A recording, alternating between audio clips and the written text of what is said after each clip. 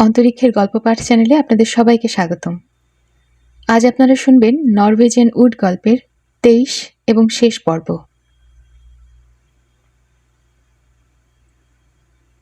সেদিন ছিল হেমন্তের শুরুর দিনের এক বিকেল, পরিষ্কার আর স্পষ্ট আলো, যেমনটা ছিল 1 বছর আগে যখন আমি নাউকুকে দেখতে গিয়েছিলাম কিয়োটো। হাড়ের মতো সরু সাদা মেঘ আর খোলা আকাশ, বাতাসের গন্ধ, আলোর গন্ধ, ঘাসের ছোট ছোট ফুল, শব্দের প্রতিধ্বনি আমাকে যেন বলছে হেমন্ত আবার ফিরে এসেছে।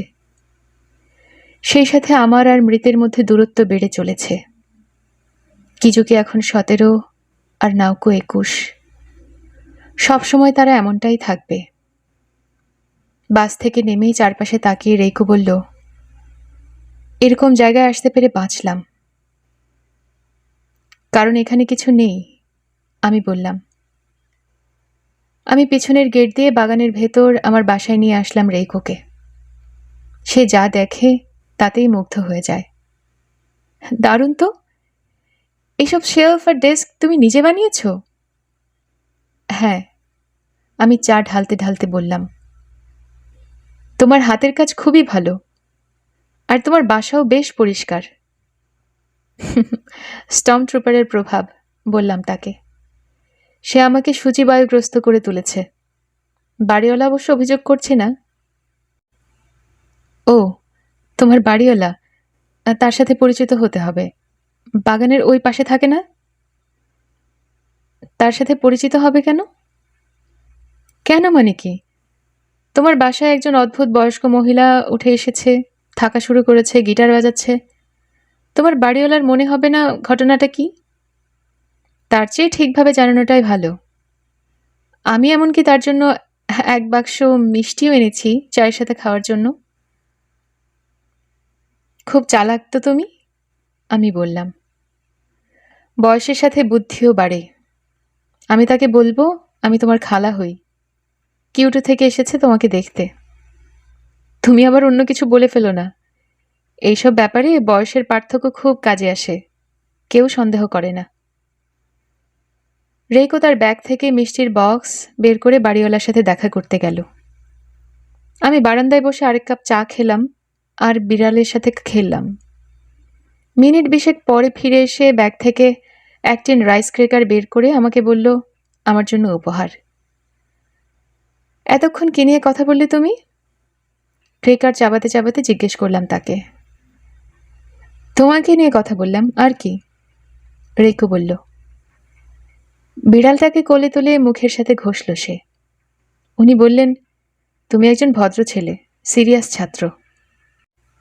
তুমি নিশ্চিত উনি আমার কথাই বলেছেন তো? কোনো সন্দেহ নেই, উনি তোমার কথাই বলছিলেন, হাসতে হাসতে বলল রেইকো। তারপর ও আমার গিটার খেয়াল করল, হাতে নিয়ে টিউন ঠিক করে আন্টানিও কার্লোস জমেবের দেজাফিনাদো বাজালো। অনেক মাস পর রেইকোর বাজানো শুনলাম। আগের মতোই ভালো লাগলো। তুমি গিটার প্র্যাকটিস করো? জানতে চাইল সে। এটা আসলে বাড়িওয়ালার গোদামে পড়েছিল, আমি এনে ঠিক করে 2 একবার বাজিয়েছি, ওইটুকুই। আমি তোমাকে পরে লেসন দেব তাহলে, একদম ফ্রি। গিটার নামিয়ে রেখে টুইট জ্যাকেটটা খুলল রেইকো। বারান্দার পিলারে হালান দিয়ে সিগারেট ধরালো। ওর পরনে ছোট হাতার মাদ্রাস শার্ট। সুন্দর শার্ট, তাই না? জানতে চাইল সে। আমি বললাম, হ্যাঁ, শার্টটা আসলেই সুন্দর, উপরে সুন্দর প্যাটার্ন করা। শার্টটা নাউকোর, রেইকো বলল। বাজি ধরে বলতে পারি তুমি জানতে না আমার সাইজ একই।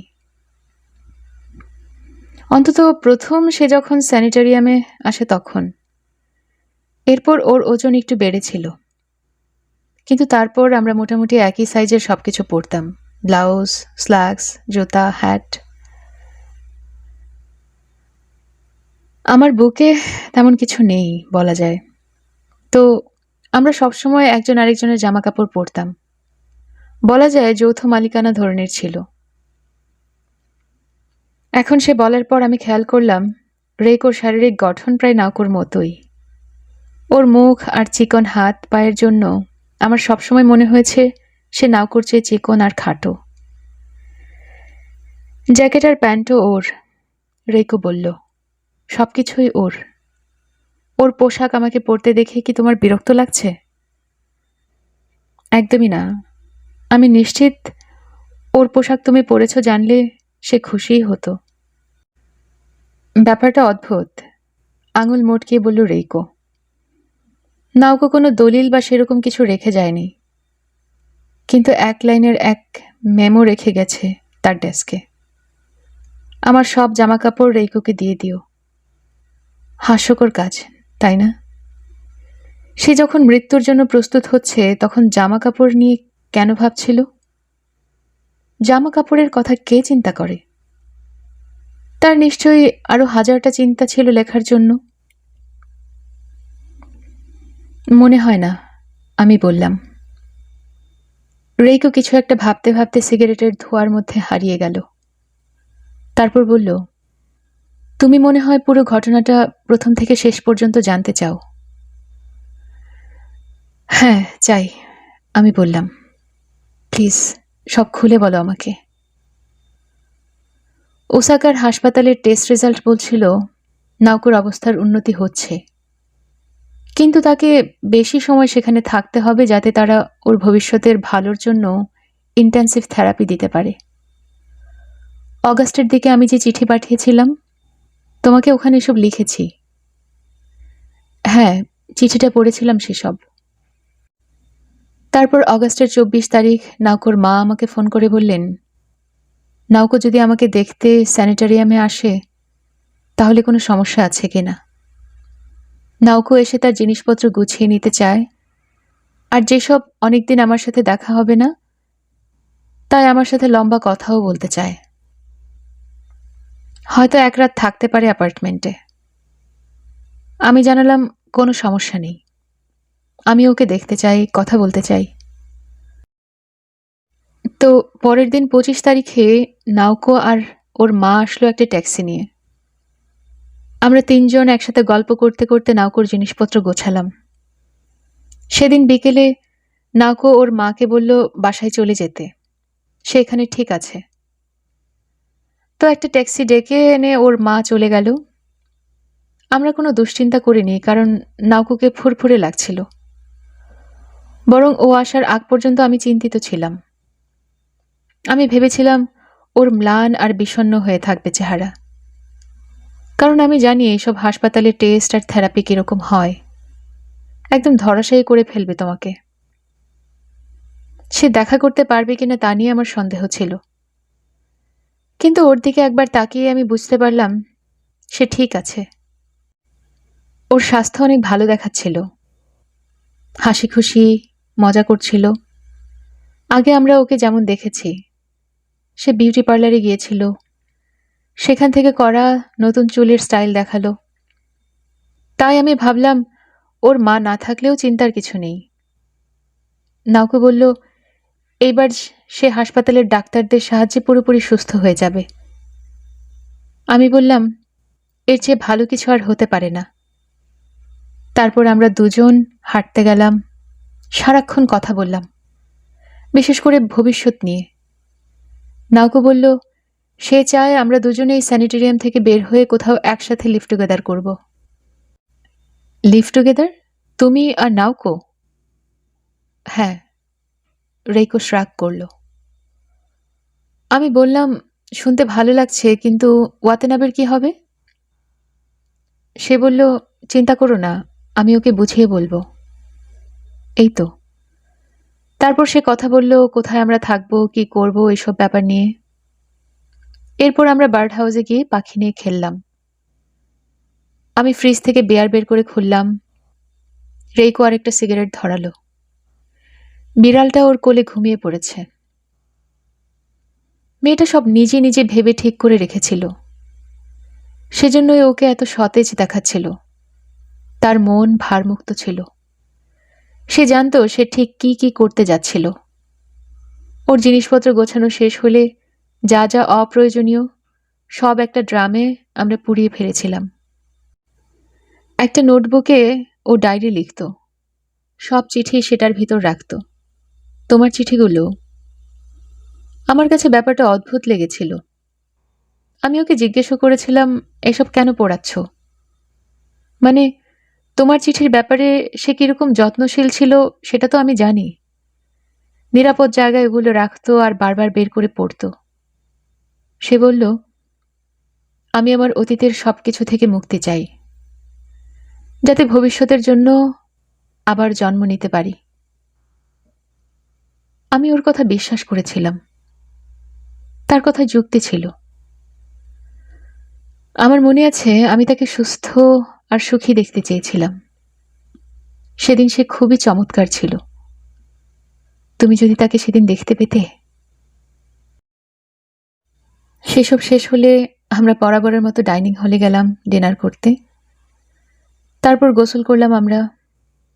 আমি ভালো একটা ওয়াইনের বোতল খুললাম, যেটা আমি বিশেষ কোনো মুহূর্তের জন্য জমা করে রেখেছিলাম। আমরা পান করলাম, আমি গিটার বাজালাম। সবসময়ের মতোই বিটলস, নরওয়েজিয়ান উড, মিশেল, ওর প্রিয় গানগুলো। আমাদের দুজনেরই বেশ ভালো লাগছিল। তারপর বাতি নিভিয়ে পোশাক খুলে আমরা আমাদের বিছানায় গেলাম। অনেক গরম ছিল সে রাতে। আমাদের জানালা খোলা ছিল, কিন্তু বাতাস ছিল না বলাই চলে। বাইরে গাঢ় অন্ধকার, ঝিঝি পোকা ডাকছিল। বাতাসে ভেসে আসছিল ঘাসের গন্ধ। এতই তীব্র ছিল যে নিঃশ্বাস নিতে কষ্ট হচ্ছিল। তারপর হঠাৎ নাউকো তোমার কথা শুরু করলো, যে রাতে তোমার সাথে সে শুয়েছিল। একদম বিস্তারিত বর্ণনা। আমি ওকে প্রশ্ন করলাম, হঠাৎ আমাকে এসব শোনাচ্ছ যে? মানে, ততদিন পর্যন্ত সে কখনো আমাকে এই সম্পর্ক নিয়ে খোলাখুলি কিছু বলেনি। অবশ্যই এটা নিয়ে আমাদের কথা হয়েছে এর আগে থেরাপির মতো করে, কিন্তু সেই সব কথা বলতে বিব্রত বোধ করতো সবসময়। আর সেদিন তাকে থামানোই যাচ্ছিল না। আমি একটু ধাক্কা খেয়েছিলাম। তো সে বলল, আমি জানি না, হঠাৎ বলতে ইচ্ছে হলো তাই বললাম। তুমি শুনতে না চাইলে বলবো না। আমি বললাম, না না, ঠিক আছে, তুমি যদি মনে করো তুমি কিছু বলতে চাও তাহলে বলে ফেলাই ভালো। আমি সবকিছু শুনতে প্রস্তুত আছি। সে তার কাহিনী চালিয়ে গেল। সে যখন আমার ভেতর ঢুকলো, আমি ভাবতেও পারিনি এত ব্যথা হবে। ও রেকো, তোমাকে বোঝাতে পারবো না কি অসাধারণ অনুভূতি। মনে হচ্ছিল আমার মগজ গলে যাবে। পারলে আমি সেভাবেই থাকতে চাইছিলাম, সারা জীবনের জন্য তার বুকের মধ্যে জড়িয়ে থাকতে। এত দারুণ ছিল। তো আমি তাকে বললাম, এতই যখন দারুণ ছিল, তাহলে তুমি ওয়াতানাবের সাথে কেন থাকলে না? প্রতিদিন কেন থাকলে না? কিন্তু সে বলল, না রেকো, আমি জানতাম এরকম আর হবে না। আমি জানতাম এরকম কিছু একবার আমার কাছে আসবে, আমাকে ছেড়ে চলে যাবে, আর কখনো ফিরে আসবে না। জীবনে একবার। আমি এরকম আগে কখনো অনুভব করিনি, এরপরেও আর কখনো অনুভব করিনি। আমার আর কখনো মনে হয়নি আমি আবার করতে চাই। অবশ্যই আমি তাকে বোঝালাম, অনেক অল্প বয়সী মেয়েদের এমন হয়ে থাকে। বেশিরভাগ ক্ষেত্রে বয়স হলে সমস্যা কেটে যায়। তাছাড়া একবার যখন হয়েছে, আবার না হওয়ার কোনো কারণ নেই। আমি যখন বিয়ে করেছিলাম, আমারও অনেক রকম সমস্যা হয়েছিল। কিন্তু সে বলল, না রেকো, সেরকম ব্যাপার না। আমি মোটেই চিন্তিত নই। আমি স্রেফ চাই না আমার সাথে আবার এরকম কিছু ঘটুক। আমি সেভাবে আবার ভাঙতে চাই না, কারো দ্বারাই না। আমি আমার বিয়ার শেষ করলাম। রেকো ওর দ্বিতীয় সিগারেট বাড়ালো। বিড়ালটা ওর কোলে আড়মোড়ো ভেঙে নতুন ভঙ্গিতে আবার ঘুমিয়ে পড়ল। রেকো মনে হলো খেয়ে হারিয়ে ফেলেছে বাকি অংশটা নিয়ে। তৃতীয় সিগারেট ধরিয়ে আবার শুরু করলো সে। এরপর নাউকো ফোপাতে শুরু করলো। আমি ওর বিছানায় বসে ওর চুলে হাত বুলিয়ে দিলাম। চিন্তা করো না, সব ঠিক হয়ে যাবে। তোমার মতো সুন্দর মেয়ে অবশ্যই কাউকে পাবে যে তোমাকে সুখী করবে। নাউকো ঘাম আর কান্নায় ভিজে গিয়েছিল। আমি একটা টাওয়াল এনে ওর মুখ আর শরীর মুছে দিলাম। 1 মিনিট, অস্বাভাবিক কিছু ভেবো না। আমরা সবসময় একসাথে গোসল করতাম। ও আমার ছোট বোনের মতো ছিল। আমি জানি, আমি জানি তোমাকে বলতে হবে না। যাই হোক, নাউকো বলল সে চায় আমি তাকে জড়িয়ে ধরে থাকি। আমি বললাম জড়াজড়ি করার জন্য অনেক গরম, কিন্তু সে বলল শেষবারের মতো আমাদের দেখা হচ্ছে। তাই আমি কিছুক্ষণের জন্য ওকে জড়িয়ে ধরেছিলাম। আমাদের মধ্যে টাওয়াল রাখা ছিল, যাতে ঘামে একজন আরেকজনের গায়ের সাথে লেপ্টে না যাই। সে শান্ত হলে আমি ওকে আবার মুছিয়ে দিলাম, নাইট গাউন পরিয়ে বিছানায় শুইয়ে দিলাম। সে গভীর ঘুমে তলিয়ে গেল, কিন্তু হয়তো ঘুমের ভান করেছিল। যেটাই হোক না কেন, তাকে ওই রাতে অনেক মিষ্টি আর সুন্দর দেখাচ্ছিল, যেন 13-14 বছরের এক মেয়ে, যে জন্মের পর কারো কোনো ক্ষতি করেনি। আমার মনে হয়েছিল আমি নিশ্চিন্তে ঘুমাতে যেতে পারি। ভোর 6টায় যখন আমি ঘুম থেকে উঠলাম, সে উধাও।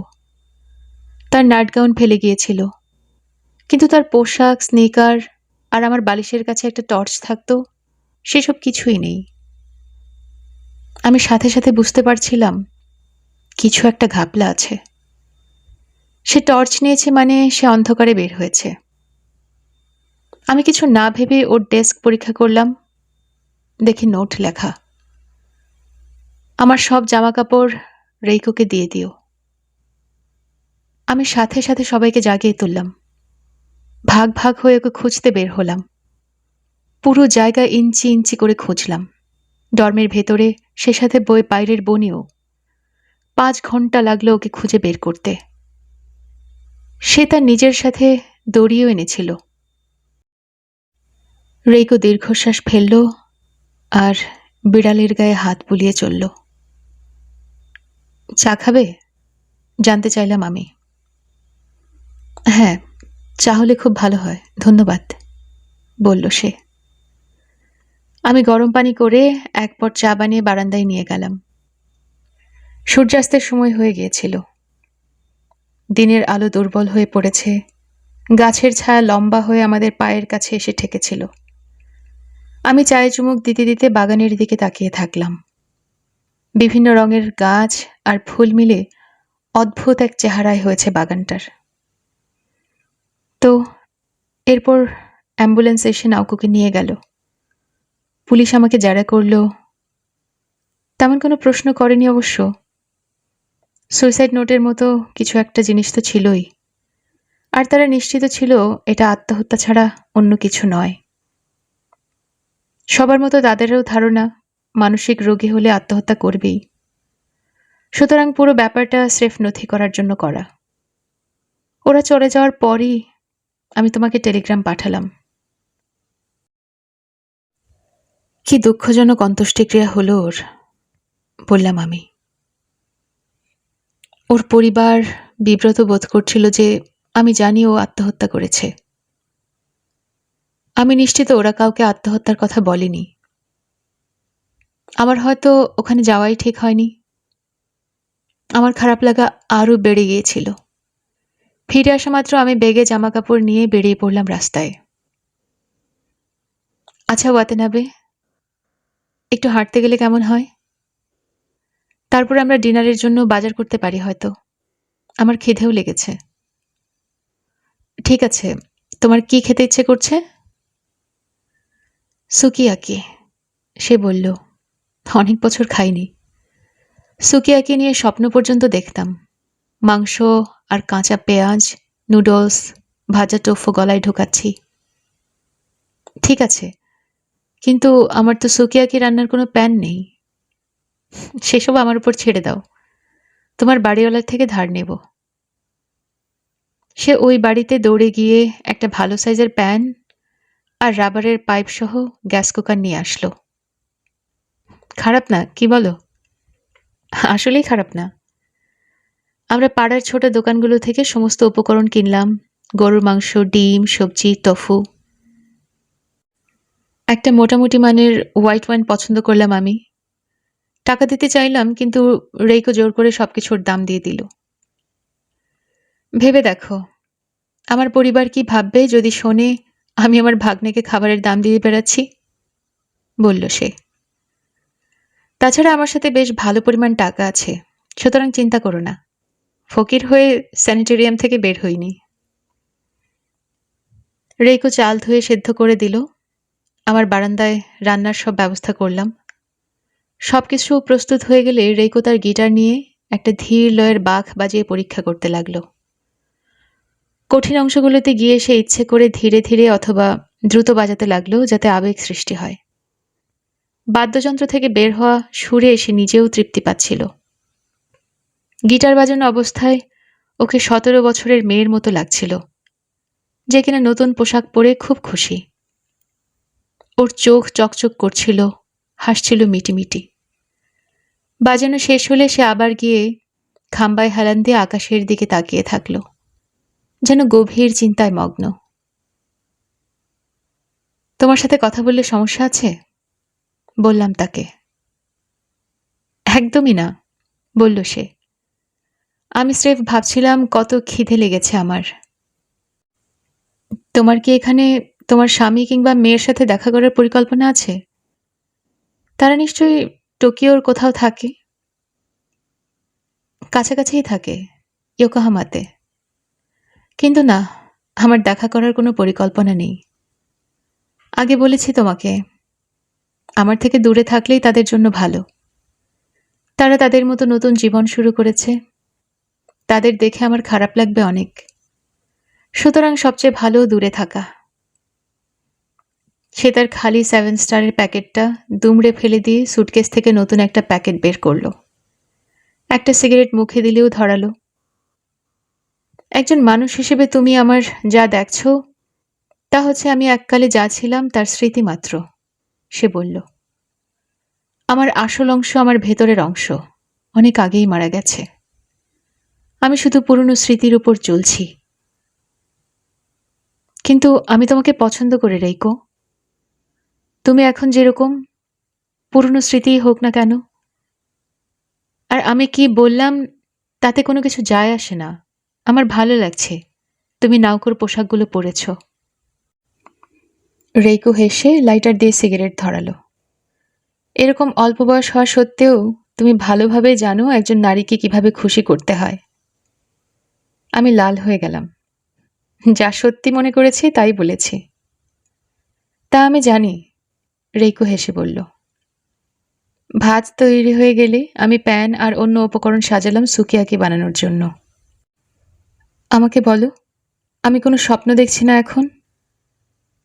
গন্ধ শুকে বলল রেইকো। না, এটা একদম 100% সুকিয়াকি, আশ্বস্ত করলাম তাকে। পরীক্ষা করেই বলছি।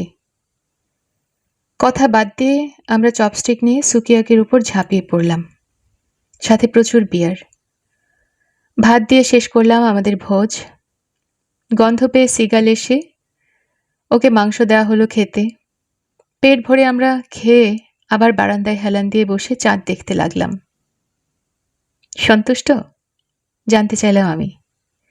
পুরোপুরি, উচ্ছল হয়ে বলল সে। আমার জীবনে আমি এত খাবার খাইনি কখনো।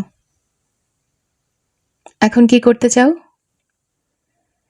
ধূমপান করব আর পাবলিক বাথে গিয়ে গোসল করব। আমার চুল নোংরা হয়ে আছে, পরিষ্কার করতে হবে। সমস্যা নেই, কাছেই একটা আছে। আচ্ছা ওয়াতেনাবে, যদি কিছু মনে না করো তাহলে একটা প্রশ্ন করি। তুমি কি ওই মেয়েটা, মানে মিদুরির সাথে শুয়েছো শেষ পর্যন্ত? এখনো না। আমরা ঠিক করেছি সবকিছুর সমাধান না হওয়া পর্যন্ত কিছু করব না। এখন তো সব সমাধান হয়ে গেছে, তাই না? আমি মাথা নাড়লাম। নাওকো বেঁচে নেই সেজন্য বলতে চাইছো? না, সেজন্য নয়। নাওকো মারা যাওয়ার আগেই তুমি তোমার সিদ্ধান্ত নিয়ে ফেলেছো মিদুরিকে ছাড়তে পারবে না। নাওকো জীবিত না মৃত তার সাথে এই সিদ্ধান্তের কোনো সম্পর্ক নেই। তুমি মিদুরিকে বেছে নিয়েছ, নাউকু বেছে নিয়েছে মৃত্যুকে। তোমরা সবাই এখন প্রাপ্তবয়স্ক, নিজের সিদ্ধান্তের জন্য দায়িত্ব নিতে শিখতে হবে তোমাদেরকে, নইলে সবকিছু নষ্ট করে ফেলবে। কিন্তু আমি ওকে ভুলতে পারছি না, বললাম তাকে। নাউকুকে বলেছিলাম আমি ওর জন্য অপেক্ষা করব, কিন্তু আমি পারিনি। শেষ পর্যায়ে গিয়ে মুখ সরিয়ে নিয়েছি। আমি কাউকে দোষ দিচ্ছি না, কিন্তু এই সমস্যা আমি নিজেই তৈরি করেছি। আমি মনে করি আমি মুখ না ফিরিয়ে নিলে হয়তো অন্য কিছু হতে পারত। নাউকু প্রথম থেকেই মৃত্যুকে বেছে নিয়েছে, সেটা অন্য ব্যাপার। আমি আমাকে ক্ষমা করতে পারছি না। নাউকুর সাথে আমার সম্পর্ক কোনো সাধারণ সম্পর্ক ছিল না। আমি যা অনুভব করেছি সে ব্যাপারে আমার কিছুই করার নেই। তুমি যদি চিন্তা করো তাহলে দেখবে জীবন আর মৃত্যুর মাঝখানেই সে আর আমি একজন আরেকজনের হাত ধরেছিলাম। প্রথম থেকেই ব্যাপারটা তাই ছিল। নাউকুর মৃত্যুর জন্য তোমার মধ্যে যদি কোনো অপরাধবোধের সৃষ্টি হয়ে থাকে, তাহলে আমি তোমাকে পরামর্শ দেব এই কষ্টের অনুভূতিটা সারা জীবন নিজের মধ্যে বহন করতে থাকো। এই থেকে যদি কিছু শিখতে পারো তাহলে শেখো, কিন্তু অন্যদিকে তোমাকে মিদুরিকে নিয়ে সুখী হতে হবে। তোমার কষ্টের সাথে ওর সাথে সম্পর্কের কোনো যোগাযোগ নেই। তুমি যদি ওকে আরো কষ্ট দাও, এর মধ্যে যথেষ্ট দিয়েছ, তাহলে ক্ষত আরো গভীরই হবে, শুকাবে না কখনো। যত কঠিনই হোক না কেন, তোমাকে শক্ত থাকতে হবে, তোমাকে আরো বড় হতে হবে। আমি স্যানিটেরিয়াম ছেড়ে এত দূর টোকিওতে এসেছি শুধু এই কথাগুলো তোমাকে বলার জন্য। কফিনের মতো একটা ট্রেনে দীর্ঘ পথ পাড়ি দিয়ে। আমি বুঝতে পারছি তুমি আমাকে কি বলতে চাইছো, রেইকোকে বললাম, কিন্তু আমি এখনো তৈরি নই। কি দুঃখজনক বাজে একটা অন্ত্যেষ্টিক্রিয়া ছিল। কারো এরকম ভাবে মৃত্যু হওয়ার কথা নয়। রেইকো আমার মাথায় হাত বুলিয়ে দিল। আমাদের সবাইকে এভাবে মৃত্যুকে গ্রহণ করতে হবে কখনো না কখনো, তোমাকেও আমাকেও। আমরা নদীর ধার ধরে মিনিট 5 হেঁটে লোকাল পাবলিক গোসলখানায় গেলাম আর সতেজ হয়ে ফিরে এলাম। ওয়াইনের বোতল খুলে বারান্দায় বসে খেলাম আমরা। আচ্ছা ওয়াতানাবে, তুমি আর একটা গ্লাস আনতে পারবে? নিশ্চয়ই, কিন্তু কেন? আমরা আমাদের মতো করে নাউকোর জন্য অন্ত্যেষ্টিক্রিয়া করব এখানে, শুধু আমরা দুজন মিলে। এবারেরটা দুঃখজনক হবে না। আমি একটা গ্লাস এনে ওর হাতে দিলাম। ও সেটা ভরে বাগানের পাথরের লণ্ঠনের উপর রেখে দিল। তারপর বারান্দায় বসে এক হাত গিটারে রেখে সিগারেট টানতে লাগলো সে। এখন 1 বক্স দেশলাই খুঁজে আনো, যত বড় হয় তত ভালো। আমি ইকোনমি সাইজের 1 বক্স দেশলাই এনে ওর পাশে বসলাম। এখন তোমাকে যা করতে হবে তা হলো প্রতিবার আমি একটা গান গাইব আর তুমি একটা করে দেশলাই জ্বালাবে আর পাশাপাশি রাখবে। আমি যা যা গান মনে আছে সব গাইব। প্রথমে সে হালকাভাবে হেনরি মানচিনির ডিয়ার হার্ট গাইল। তুমি এর রেকর্ড একটা নাউকুকে দিয়েছিলে তাই না? জিজ্ঞেস করল রেইকো। হ্যাঁ, দিয়েছিলাম, গত বছরের আগের ক্রিসমাসে। সে গানটা খুব পছন্দ করত। আমিও পছন্দ করি, রেইকো বলল। অনেক সুন্দর আর মধুর। আরেক ঢোক ওয়াইন খাওয়ার আগে সে আরো কিছু সুর বাজালো। পুরো মাতাল হওয়ার আগে না জানি কয়টা গান বাজাতে পারবে। চমৎকার অন্ত্যেষ্টিক্রিয়া হচ্ছে, দুঃখজনক নয়। তোমার কি মনে হয়? রেইকো বিটলস বাজানো শুরু করলো। নরওয়েজিয়ান উড, ইয়েস্টারডে, মিশেল আর সামথিং। সে বাজাতে বাজাতে গাইল হিয়ার কামস দ্য সান। তারপর বাজালো the fool on the hill. আমি 7টা ম্যাচ জ্বালালাম। 7টা গান, রেইকো বলল। কয়েক ঢোক ওয়াইন গিলে আরেকটা সিগারেট ধরালো সে। এই মানুষগুলো আসলেই জীবনের দুঃখ কষ্ট ভালোভাবে জানত। মানুষগুলো বলতে রেকো বুঝিয়েছে জন ল্যানন, পল ম্যাককার্টনি আর জর্জ হ্যারিসনকে। একটা ছোট বিরতি নিয়ে রেকো তার সিগারেট ফেলে আবার গিটার ধরল। Penny Lane, Blackbird, Julia, When I am 64, When Man, and I Love Her, আর হেই জুড বাজালো। কতগুলো হলো? 14, আমি বললাম। সে দীর্ঘশ্বাস ফেলে আমাকে প্রশ্ন করল, তোমার কি অবস্থা? কিছু বাজাতে পারবে? অন্তত একটা গান? মাথা খারাপ? আমার বাজানো ভয়াবহ? তাহলে ভয়াবহ বাজাও শুনি। আমি আমার গিটার এনে আমার মতো করে বাজালাম আপ অন দ্য রুফ। রেকো ততক্ষণ বিশ্রাম নিয়ে ওয়াইন খেলো আর ধূমপান করলো। আমার শেষ হলে হাততালি দিল সে। এরপর সে বাজালো র্যাবেলের pavane for a dining queen আর দাবুশির ক্লিয়ার ডি লুন। নাউকো মারা যাওয়ার পর আমি এই গানগুলো তুলেছি, বলল সে। শেষ পর্যন্ত ওর গানের পছন্দ ভাবলতা পার হতে পারেনি। এরপর বাজালো close to you, raindrops keep falling on my head, walk on by আর লরা নাইরোর ওয়েডিং বেল ব্লুজ। 20, আমি বললাম। আমি জুক বক্স হয়ে গেছি মনে হচ্ছে। রেইকো অবাক হয়ে বলল, আমার প্রফেসররা মাথা ঘুরিয়ে পড়ে যেত যদি এখন আমাকে দেখত। সে বাজিয়ে চলছে, সাথে ওয়াইন আর সিগারেট। কিছু bossa nova, Roger and Hart, Gershwin, Bob Dylan, Ray Charles, Carole King, the Beach Boys, Stevie Wonder, Kyu সাকামোতোর sukiyaki song, Blue Velvet, Greenfields. মাঝে মাঝে চোখ বন্ধ করে বাজনার সাথে তাল দিচ্ছিল বা গুনগুন করছিল। ওয়াইন শেষ হয়ে গেলে আমরা হুইস্কি ধরলাম। পাথরের লণ্ঠনের উপর গ্লাসের ওয়াইন ঢেলে হুইস্কি ভরা হলো। গণনার কি অবস্থা? রেকো জানতে চাইল। 48, জানালাম তাকে। 49-এ রেকো বাজালো ইলিনর রিগবি আর 50-এ আবার নরওয়েজিয়ান উড। তারপর হাতকে কিছুক্ষণ বিশ্রাম দিয়ে হুইস্কি গিলল। আমার মনে হয় যথেষ্ট হয়েছে, সে বলল। হ্যাঁ, আমিও সায় দিলাম। অসাধারণ।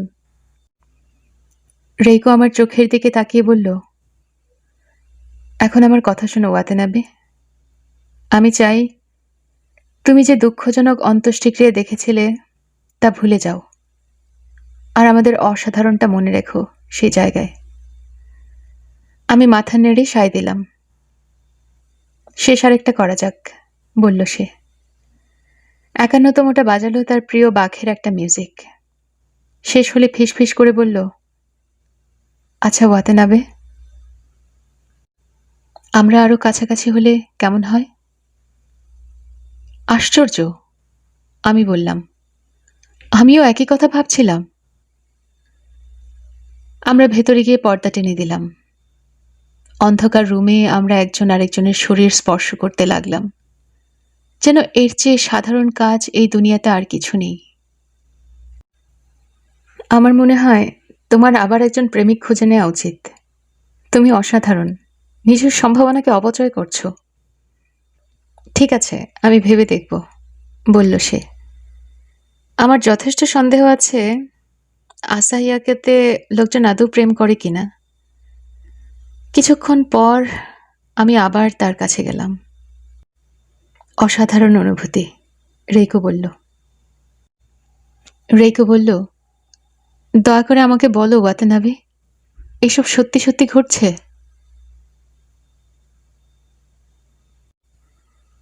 পরদিন সকালে রেইকোকে বোঝালাম প্লেনে গেলে তাড়াতাড়ি হবে, সহজও হবে, কিন্তু সে গো ধরে থাকলেও ট্রেনে করেই যাবে আসাহিয়াকাতে।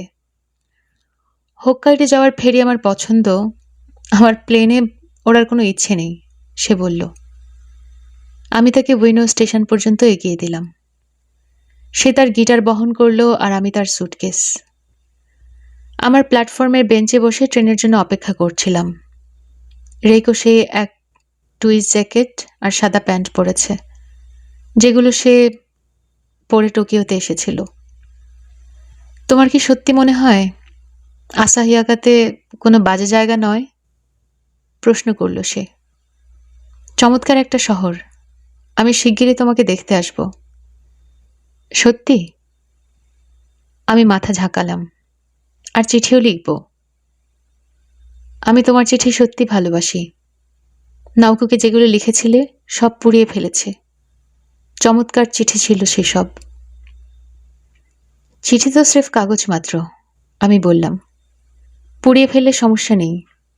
যা থাকার তা থাকবে তোমার মনের মধ্যে। সেখানেই রাখো সেগুলোকে। তাছাড়া যা হারিয়ে যাওয়ার তা হারিয়ে যাবেই। সত্যি বলতে কি ওয়াতানাবে, আমার একা একা আসাহিয়াকাতে যেতে ভয় করছে। সুতরাং আমাকে অবশ্যই চিঠি লিখবে। তোমার চিঠি পড়লে আমার মনে হবে তুমি আমার পাশেই আছো। সেরকম যদি মনে হয় তাহলে আমি অবশ্যই তোমাকে চিঠি লিখব। চিন্তা করো না, আমি তোমাকে চিনি, তোমার কোনো সমস্যা হবে না। আরেকটা ব্যাপার, আমার মনে হচ্ছে কি জানো, আমি তোমার মধ্যে আটকে গেছি। নাকি আমার কল্পনা? স্রেফ দীর্ঘস্থায়ী কোনো স্মৃতি। আমি হাসলাম। রেইকোও হাসল। আমাকে ভুলে যেও না, বলল সে। আমি তোমাকে ভুলব না, কখনো না। আমাদের হয়তো আবার দেখা নাও হতে পারে, কিন্তু যেখানেই আমি যাই না কেন সবসময় তোমাকে আর নাউকুকে মনে রাখব। আমি খেয়াল করলাম সে কাঁদছে। কিছু বোঝার আগেই আমি দেখলাম ওকে চুমু খাচ্ছি। প্ল্যাটফর্মের সবাই আমাদের দিকে তাকিয়ে থাকলেও কোনো কিছুর পরোয়া করলাম না। আমরা জীবন্ত মানুষ, আর আমরা শুধু একটা চিন্তাই করতে পারি, তা হলো বেঁচে থাকা। সুখী হও, রেইকো ট্রেনে উঠতে উঠতে বলল। তোমাকে যা যা পরামর্শ দেওয়ার সব দিয়ে দিয়েছি। আর কিছু বলার বাকি নেই। শুধু বলতে চাই, সুখী হও। আমার থেকে নাও, নাউকোর থেকে নাও, আর নিজের সাথে জোড়া দাও। আমরা কয়েক মুহূর্ত হাত ধরে থেকে আলাদা হয়ে গেলাম। মিদুরিকে ফোন করে বললাম, তোমাকে আমার কিছু বলার আছে। তোমাকে আমার হাজার হাজার কথা বলার আছে। অসংখ্য ব্যাপার নিয়ে আমাদের কথা বলতে হবে। এই পৃথিবীতে আমি একমাত্র যা চাই তা হলো তোমাকে। আমি তোমার সাথে দেখা করতে চাই, সব কথা খুলে বলতে চাই। আমি চাই আমরা দুজন সবকিছু আবার প্রথম থেকে শুরু করব। মনে হলো যেন কয়েক যুগ নীরব করে মিদুরি সাড়া দিল। সারা পৃথিবীর সব বাগানের নতুন কাটা ঘাসে বৃষ্টির মতো পড়তে লাগলো। আমি কাঁচে কপাল রেখে চোখ বন্ধ করে অপেক্ষা করলাম। অবশেষে মিদুরির কণ্ঠ নীরবতা ভাঙল। কোথায় তুমি? কোথায় আমি? ফোনের রিসিভার চেপে ধরে আমি টেলিফোন বুথের ভেতর থেকে আশেপাশে তাকালাম। আমি কোথায় আছি জানি না। একদম কোনো ধারণা নেই আমার। এই জায়গাটা কোথায়? আমার চোখের সামনে খালি ভেসে উঠল হাজার হাজার মানুষ এদিক ওদিক চলাচল করছে। তারা কোনো এক অদৃশ্য জায়গা থেকে এসে আবার কোথায় জানি অদৃশ্য হয়ে যাচ্ছে। নামহীন এই অজানা মৃত জায়গা থেকে আমি বারবার মিদুরিকে ডেকে যেতে লাগলাম। আপনারা শুনছিলেন নরওয়েজিয়ান উড গল্পের ২৩তম এবং শেষ পর্ব। দীর্ঘ সময় নিয়ে আমার এই উপন্যাসটি শোনার জন্য আপনাদের অসংখ্য ধন্যবাদ। আমাদের গল্প পাঠ ভালো লেগে থাকলে আমাদের চ্যানেলটিকে সাবস্ক্রাইব করে বন্ধুদের সাথে শেয়ার করে দেবেন। ধন্যবাদ।